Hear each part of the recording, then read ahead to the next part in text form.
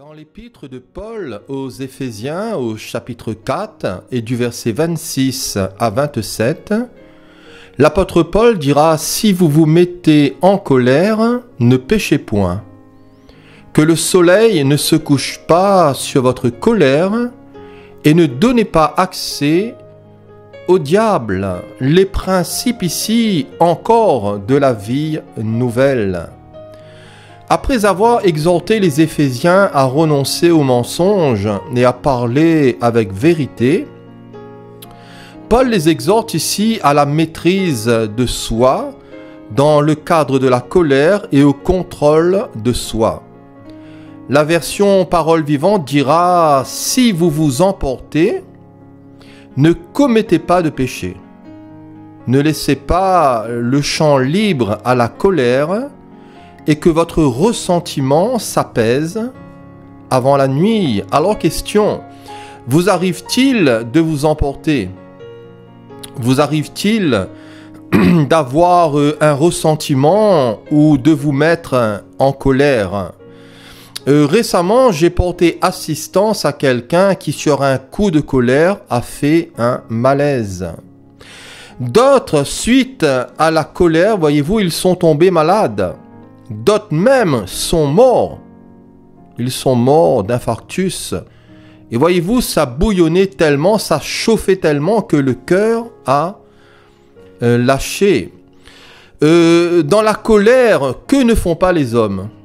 Vous savez, je me souviens de ce témoignage qui s'est passé il y a longtemps à l'île de la Réunion, d'une dame, voyez-vous, qui s'était convertie, qui a côtoyé l'évangile et qui, après un bout de temps, elle a confessé à son mari une faute qu'elle avait fait autrefois avant de connaître le Seigneur, et elle a commencé, voyez-vous, à lui expliquer ce qu'elle avait fait, et elle a confessé, voyez-vous, son péché parce qu'elle avait trompé son mari autrefois. Et elle a voulu être honnête. Voilà, elle a voulu être honnête. Et c'était quelque chose qu'elle avait fait, bien sûr, avant de connaître les choses du Seigneur. Et c'est là qu'elle lui avait été infidèle. Mais cet homme, voyez-vous, pourtant, qui commençait aussi à découvrir l'Évangile, comme l'expression le dit, voyez-vous, il a pété un câble.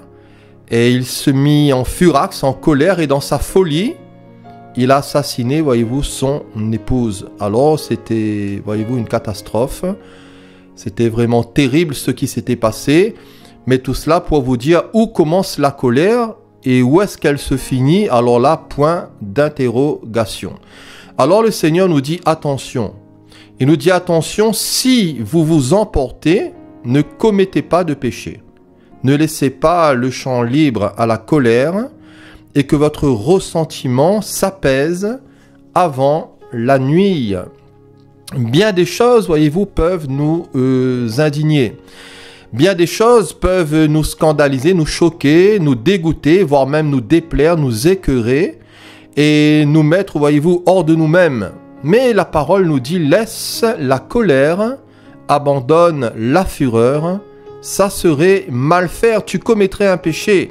Si tu te livres à l'emportement, si tu laisses exprimer ta colère, tu vas commettre un péché. Et non seulement que tu vas commettre un péché, mais tu vas donner accès au diable.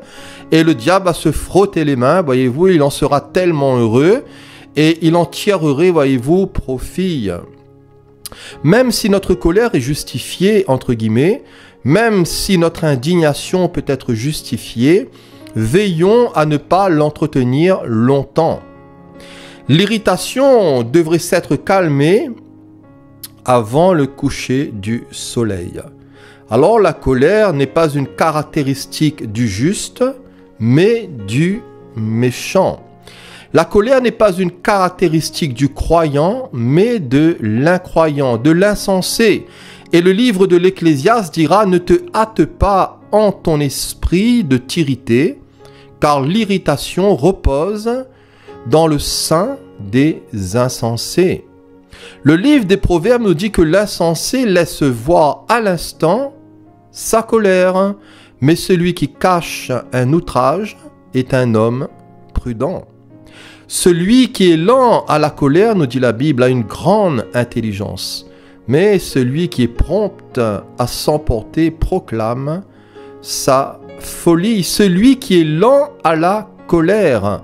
Et cela rejoint les paroles de l'apôtre Jacques qui dira « Sachez-le, mes frères bien-aimés, ainsi que tout homme soit prompt à écouter, lent à parler, lent à se mettre en colère, car la colère de l'homme n'accomplit pas la justice de Dieu. » Ce n'est pas par elle qu'un homme accomplit, voyez-vous, ce qui est juste aux yeux du Seigneur. Ce n'est pas, voyez-vous, par la colère. C'est pourquoi, dira l'apôtre, rejetant toute souillure et tout excès de malice, recevez avec douceur la parole qui a été plantée en vous et qui peut sauver vos âmes. C'est pourquoi, rejetant toute souillure et tout excès de malice. La colère est une souillure. La colère est liée à la malice.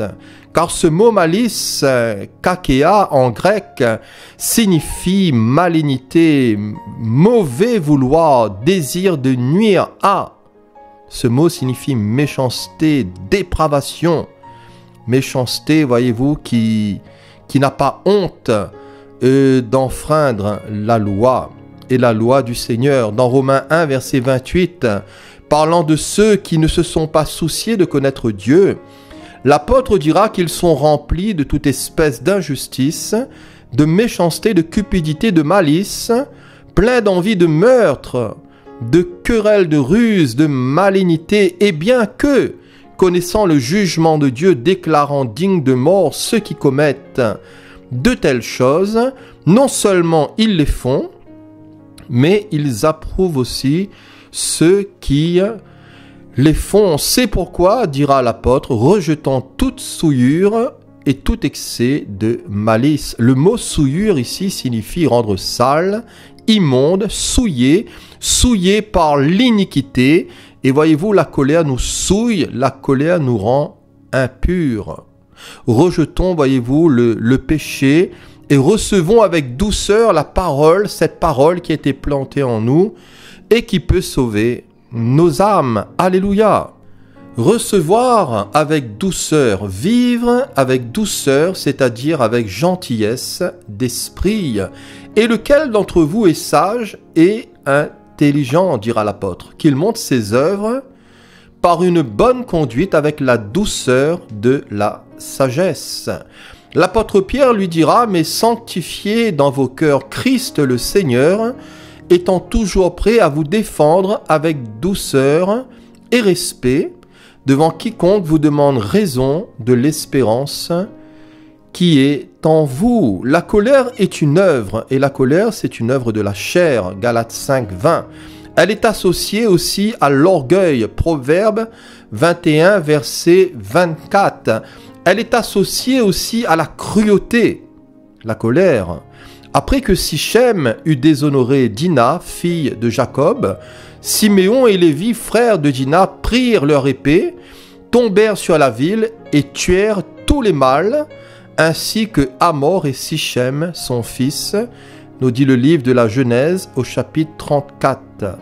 Et dans sa bénédiction prophétique, en Genèse 49, Jacob dira, Siméon et Lévi, son frère, leurs glaives sont des instruments de violence. Que mon âme, dira-t-il, n'entre point dans leur conciliabule, que mon esprit ne s'unisse point à leur assemblée, c'est-à-dire à leur conseil secret, à leur complot, car dans leur colère, ils ont tué des hommes. Maudite soit leur colère, car elle est violente, et leur fureur, car elle est cruelle. Quelques suites bibliques déplorables de colère. Nous avons l'exemple de Caïn et Abel dans Genèse chapitre 4, d'Akab contre Naboth dans 1 Roi 21, de Haman contre Mardoché dans le livre d'Esther, d'Hérode, et les enfants aussi de Bethléem dans Matthieu au chapitre 2. La sainte colère n'existe pas. Alors, il est vrai que dans la Bible, et la Bible nous parle de la colère de Dieu dans beaucoup de passages, mais la colère du Seigneur, cette colère n'a rien à voir, voyez-vous, avec une colère charnelle, mais d'avec sa justice. Dieu est miséricordieux, mais Dieu est juste. Et la Bible nous dit qu'il juge aussi avec justice. Néhémie chapitre 9, verset 33. La Bible dit même que Dieu est lent à la colère et qu'il est riche en bonté. Et nous avons l'exemple de Jonas. Dans la prédication de Jonas à Ninive et dans la repentance des Ninivites, la Bible nous dit que Dieu vit que ces Ninivites agissaient ainsi et qu'ils revenaient de leur mauvaise voie. Alors Dieu se repentit du mal qu'ils avaient résolu de leur faire et il ne le fit pas et Jonas ne va pas être content. Et Jonas fera des reproches à l'Éternel. Cela, nous dit la Bible, des plus forts à Jonas et il fut irrité. Il implora l'Éternel et il dit « Ah, Éternel, n'est-ce pas ce que je disais quand j'étais encore dans mon pays ? C'est ce que je voulais prévenir en fuyant à Tarsis.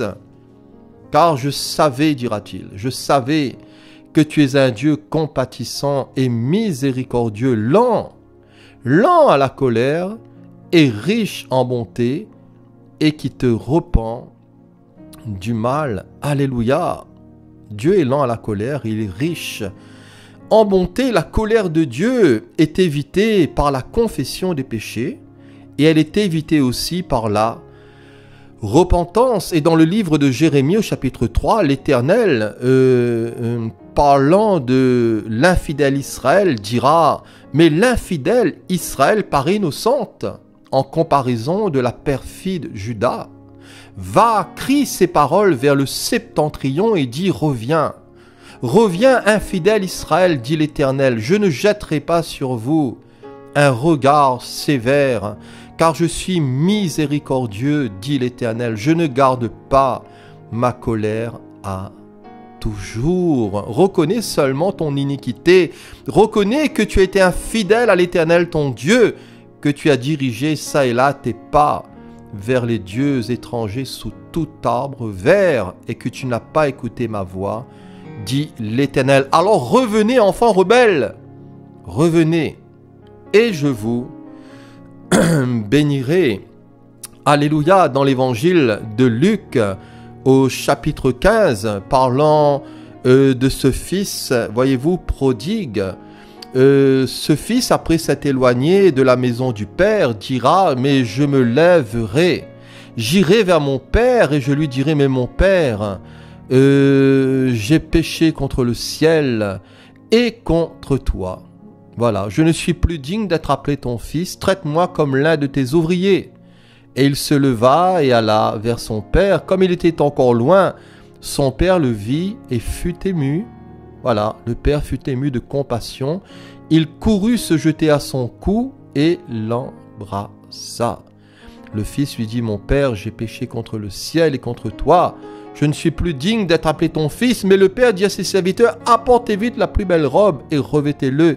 Mettez-lui un anneau au doigt et des souliers aux pieds. Amenez le veau gras et tuez-le, mangeons et réjouissons-nous. Car mon fils que voici était mort, il est revenu à la vie. Il était perdu et il est retrouvé. » Et ils commencèrent, voyez-vous, à se réjouir. Il y a de la joie devant le Seigneur, voyez-vous, pour un seul pécheur qui se repent. Et le Seigneur dira, est-ce la mort du pécheur que je désire? Est-ce sa mort? Non. Mais c'est qu'il se repente, c'est qu'il change de conduite et c'est qu'il vive. La colère de Dieu est détournée par Christ.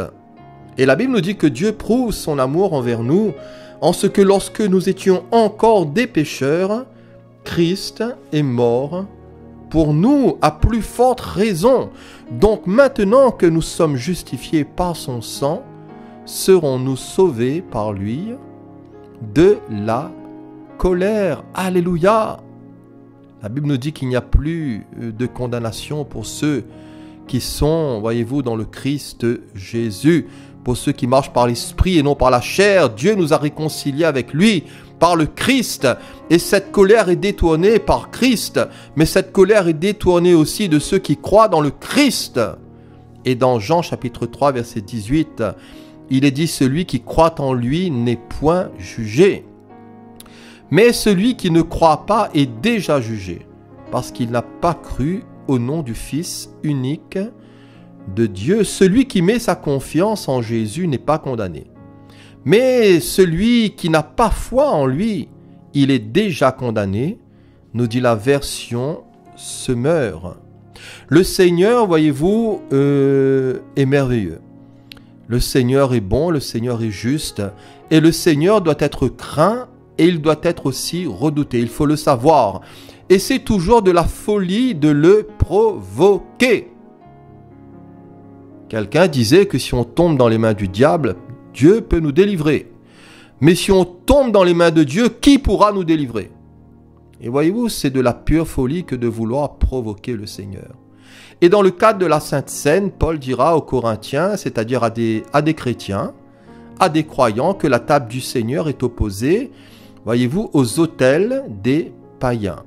Et Paul leur dira, mais voulez-vous provoquer la jalousie du Seigneur, provoquer le Seigneur dont l'amour est exclusif? Et Paul leur dira, mais vous vous assemblez non pour devenir meilleurs, mais vous vous assemblez, c'est pour devenir pire.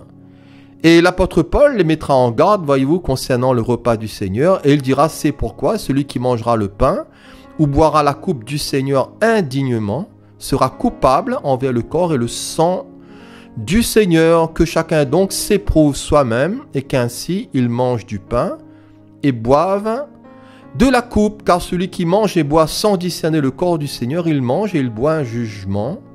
Il mange et il boit un jugement contre lui-même. Et c'est pour cela, dira l'apôtre, qu'il y a parmi vous beaucoup d'infirmes et de malades, et qu'un grand nombre sont morts. Si nous nous jugions nous-mêmes, nous ne serions pas jugés. Mais quand nous sommes jugés, dira l'apôtre, nous sommes châtiés par le Seigneur, afin que nous ne soyons pas condamnés avec le monde. La colère de Dieu est réservée pour le monde, pour les nations. Voyez-vous, qui ne veulent pas du Seigneur. Cette colère s'exerce et s'exercera aussi sur l'idolâtrie, il faut le savoir. Dans Deutéronome 29, versets 26 à 28, cette colère aussi s'exerce et s'exercera sur ceux qui dédaignent sa parole. Ésaïe 5, verset 24. Sur toute impiété et toute injustice. Romains chapitre 1, verset 18. Sur l'incrédulité.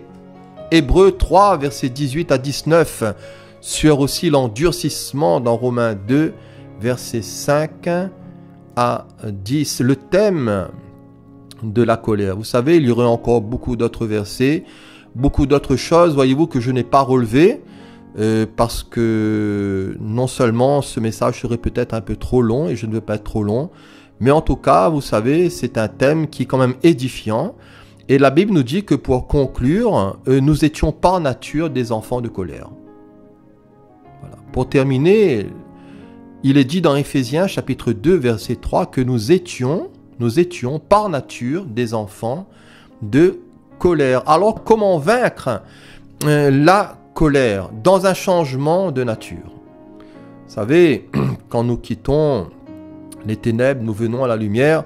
Quand nous quittons, voyez-vous, les choses du malin pour venir dans les choses du Seigneur, et le Seigneur nous bénit, il nous visite, il nous transforme, il nous change, il nous communique sa vie d'en haut, sa nature, voyez-vous, et dans cette nature, nous pouvons vaincre par la foi si nous nous établissons dans, voyez-vous, notre nouvelle condition, si nous comprenons ce que le Seigneur a fait au travers de sa mort et de sa résurrection et de notre identification dans sa mort et dans sa résurrection par la foi, si nous comprenons que maintenant nous ne sommes plus par nature des enfants de colère, mais nous sommes des saints, nous avons été lavés, purifiés, sanctifiés, justifiés par la foi dans le Christ Jésus. Et vous savez, la vie de l'Esprit abonde et dans l'obéissance de la foi, nous pouvons vaincre la colère. Et je le dis, il n'est pas normal qu'un chrétien, voyez-vous, qu'un croyant soit dominé par la colère. Il peut arriver, c'est ce que l'apôtre Paul, voyez-vous, nous avait dit, il peut arriver, voyez-vous, de se mettre en colère, mais faites très attention, ne donnez pas accès au diable et ne vous couchez pas, voyez-vous, avec cette colère. Alors le désir de Dieu, voyez-vous, c'est que nous puissions vaincre. Alors comment vaincre la colère? Nous pouvons vaincre la colère aussi avec de la sagesse. dans Proverbe 29, verset 8, avec de l'intelligence, de la bina, avec de la prudence. Et nous pouvons vaincre aussi et vaincre la colère en évitant, voyez-vous, toutes ceux et toutes celles qui y sont accoutumés.